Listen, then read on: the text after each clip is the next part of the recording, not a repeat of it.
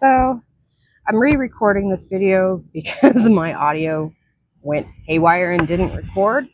So I'm gonna re-go through what I'm doing. So I ended up purchasing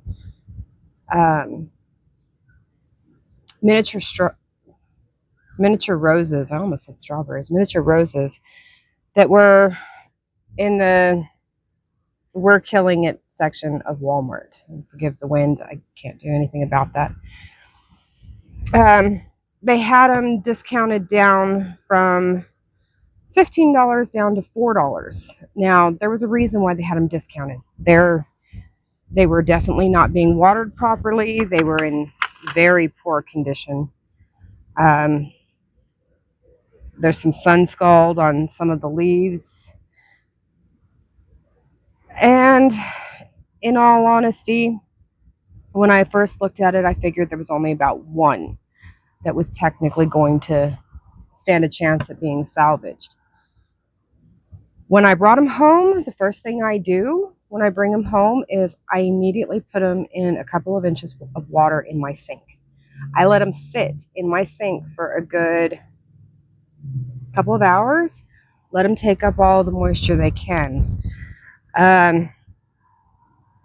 These guys have a little bit of sun scald. I was worried about that because they were inside, but I don't have enough sun inside the RV for me to keep them inside and give them time to acclimate. So they kind of got forced on that end, and I might lose a couple that way, but I shouldn't lose more than maybe one or two.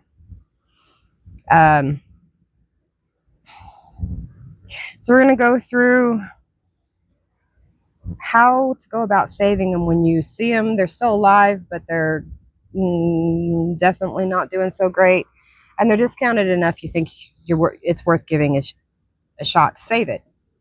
So if it's dried out like these guys were, immediately take them home, soak them in water. Don't put water directly over them. That tends to shock them. You're going to want to put them in water and let them soak up. And then give them a couple of days rest if they perk up. Then I usually do the second day. I go ahead and start trimming all of the dead away. The dead buds, the dead flowers, all the dead stems. Trim all the dead off. If it's more than 50% dying, trim it away. Then I give it another day, and that's the day we're on now, and that's transplanting. It's when I start transplanting them into bigger pots, because these little 6 cells, they're tiny. The root balls are already, get this one out and I can show you.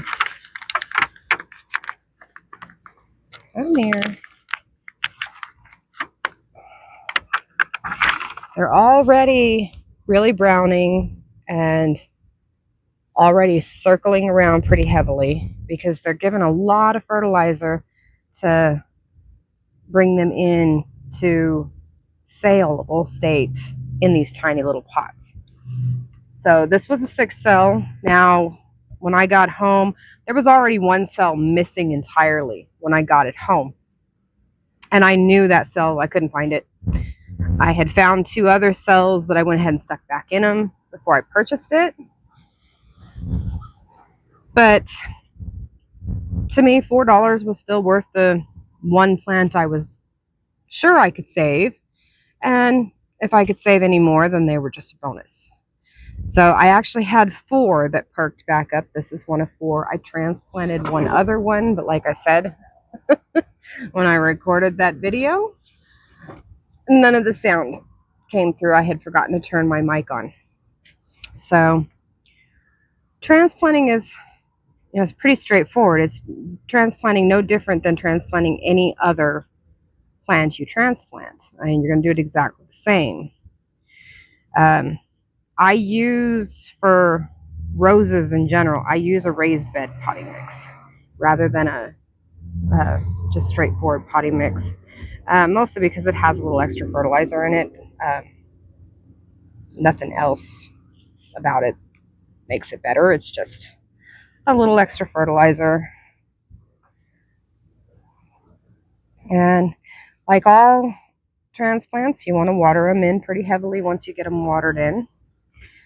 And then you want to kind of make sure you're bottom watering them for quite a while. In all honesty, it's best to bottom water most plants anyways.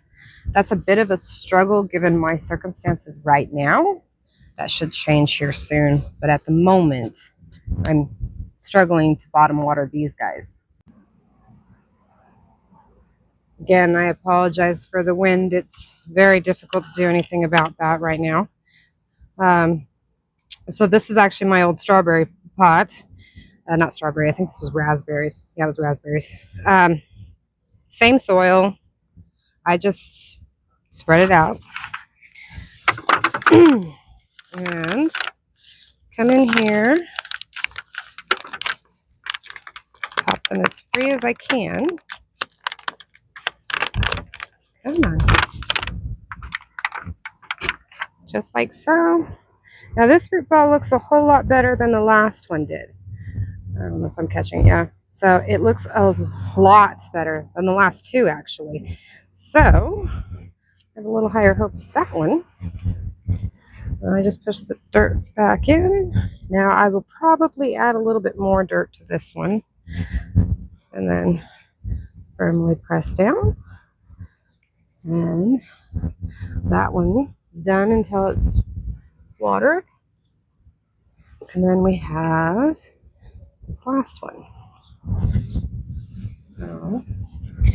And we're going to do the same thing. I pull it apart. And I'm less concerned about knocking the others around. This one, unlike the others, only has one in it that is still living, and it does not want to breathe.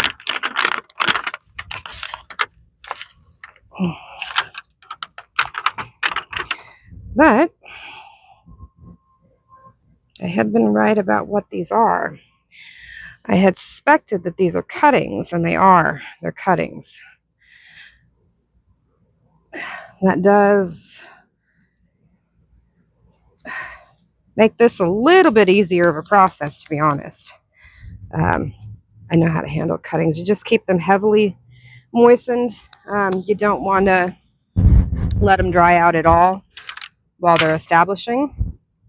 So these guys I will end up watering every single morning and probably checking in the evenings just to make sure that they don't dry out, because they are definitely a cutting.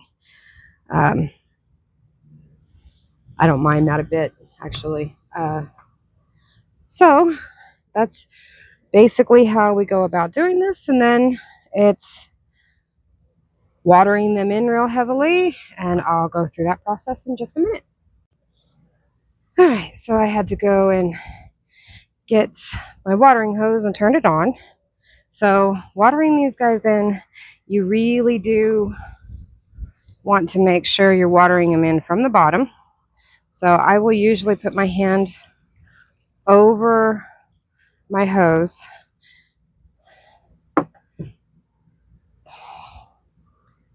and that's one of the reasons why, is because with these being cuttings, if they've only rooted in, like this one is only rooted in a couple of spots, it's got a long basic root ball, but it's only rooted in a couple of spots. So it doesn't have any roots coming this way. So it's going to be a little unstable. So for a while, that's pretty much how I will end up doing it. And same goes with these guys.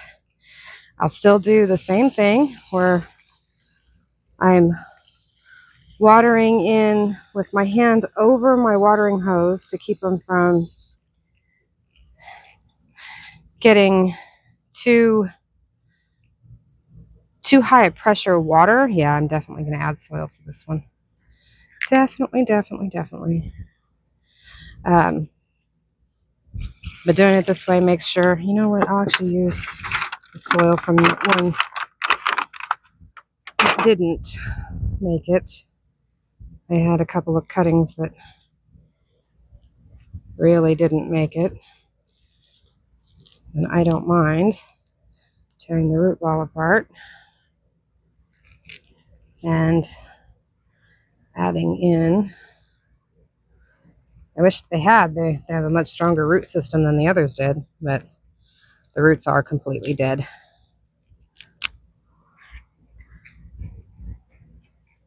I'll still add a little bit more soil to that too.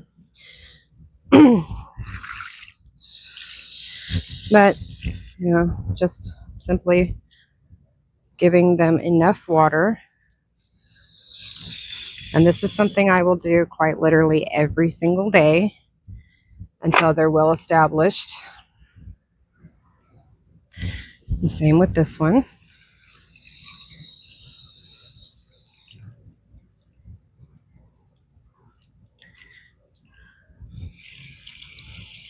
And I happen to love miniature roses. When I was a kid, the gentleman that was dating my mother had a miniature rose in his backyard. It was red. But I had thought it was just a baby rose. I was about 8 years old. And when he explained to me that it wasn't, it was a miniature rose and it was over 5 years old, it had such pretty blooms on it. And I have always wanted one since. Now, I know that there is a purple variety that is actually the variety, if I ever find it, I will have one. But I have yet to come across it. And there's a couple places that I could order seeds or cuttings from. But it's not something I've ever really had the chance to go off and do. Okay. This pot does have drainage, so I don't know why that's not draining. I'll have to take a look at that in a little bit.